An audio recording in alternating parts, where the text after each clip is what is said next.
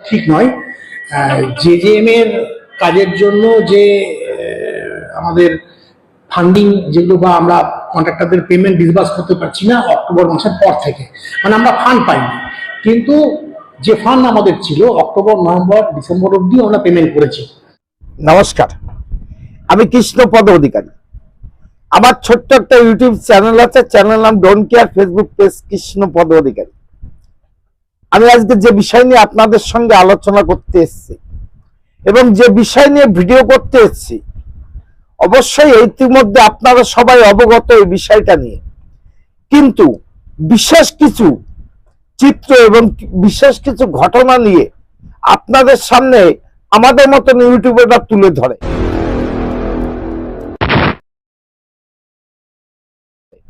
কারণ এমন এমন জায়গায় আছে, সেই জায়গাগুলো দিয়ে ন্যাশনাল চ্যানেল কোনো সংবাদ প্রচার করতে পারে না, কিন্তু আমরা যারা ছোটখাটো ইউটিউবার এবং আমরা যে ইউটিউবাররা আছি, তারা কোনো সংবাদ প্রচার করতে আমরা দ্বিধাবোধ করি না। কারণ আমরা কোনো সরকারের মদতে এবং সরকারের সাহায্যই আমরা কিন্তু চলি না।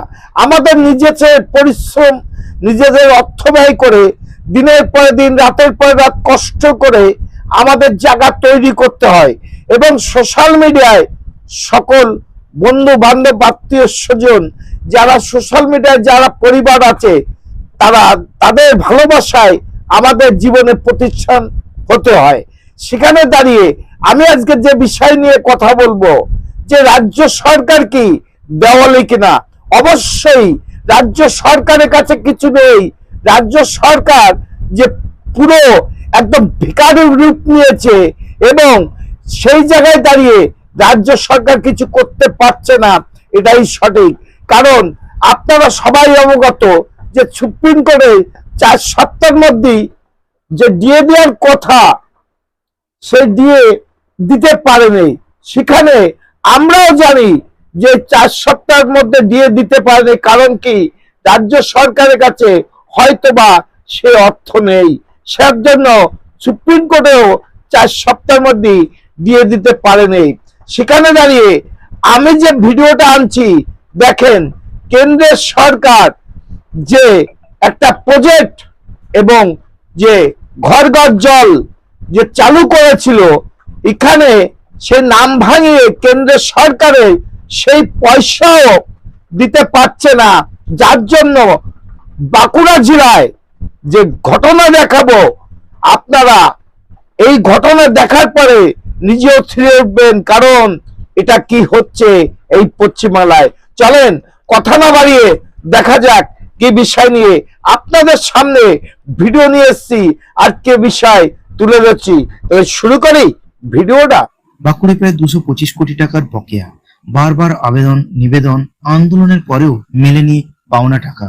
সপ্তাহের প্রথম কাজের দিনেই ফুঁসে উঠলেন অল বেঙ্গল পিএইচই কন্ট্রাক্টর অ্যাসোসিয়েশনের সদস্যরা। তারা কর্মবিরতিতে গিয়ে বিক্ষোভ দেখালেন জেলা জনস্বাস্থ্য কারিগরি দপ্তরের নির্বাহী বাস্তুকারের দপ্তরের সামনে। দাবি সম্মিলিতভাবে তাদের প্রাপ্য বকেয়া টাকার পরিমাণ 225 কোটি টাকারও বেশি। জলজীবন মিশনের মতো একাধিক প্রকল্প বাস্তবায়নের পরেও মেলেনি বকেয়া টাকা। নিজেদের পকেট থেকে কর্মীদের বেতন দিতে গিয়ে তলানিতে পৌঁছেছে মূলধন। কাজ বন্ধ রেখে আন্দোলন ছাড়া আর কোনো উপায় নেই বলে দাবি ক্ষুব্ধ কন্ট্রাক্টরদের। আমাদের যে 23, 24, 25 কর্মবিরতি আমরা চালিয়ে যাব। আমাদের যে বকেয়ার টাকা অত্যাবধি না হয় না, অবিলম্বে দিতে হবে। তার দাবিতে আমরা আন্দোলন করব।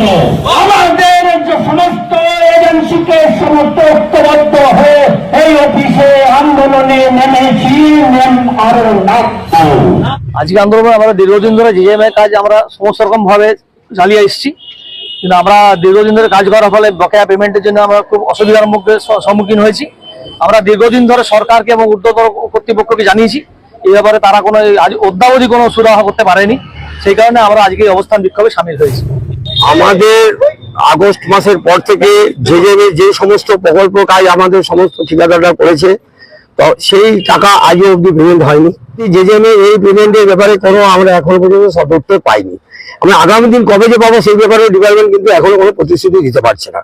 ফলে আমাদের এই এত হিউজ পরিমাণ যে টাকা পড়ে আছে, এতে অনেকে ব্যাংকের লোন ওষুধ রেখে পার্সোনাল লোন নিচ্ছে এবং অনেকে সমস্যার সমাধান হয়েছে। এবং অলরেডি আমাদের 4 জন ঠিকাদার এই প্রেশার নেওয়ার জন্য আমাদের তারা হার্ট স্ট্রোকে মারাও গেছে অলরেডি 4 জন।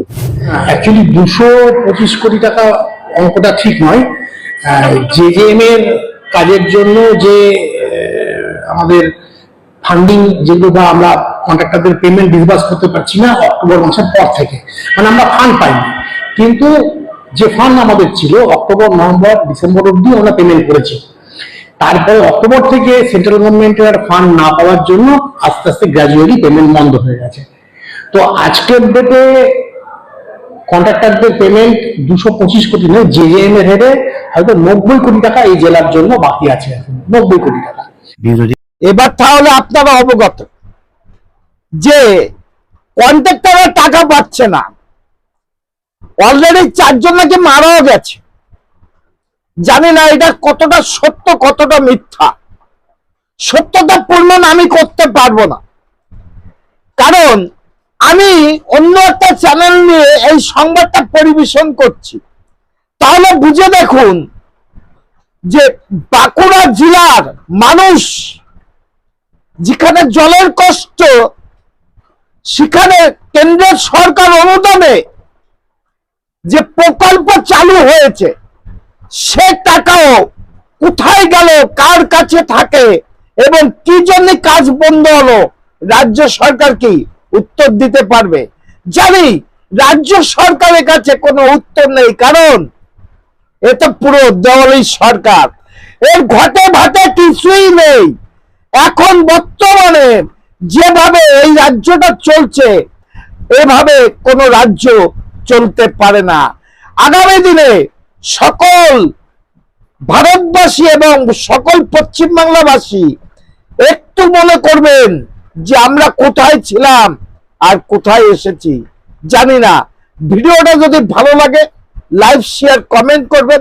আমার channel don't care Facebook page Krishnapada Adhikari. নমস্কার, টাটা। Madam, when sorry.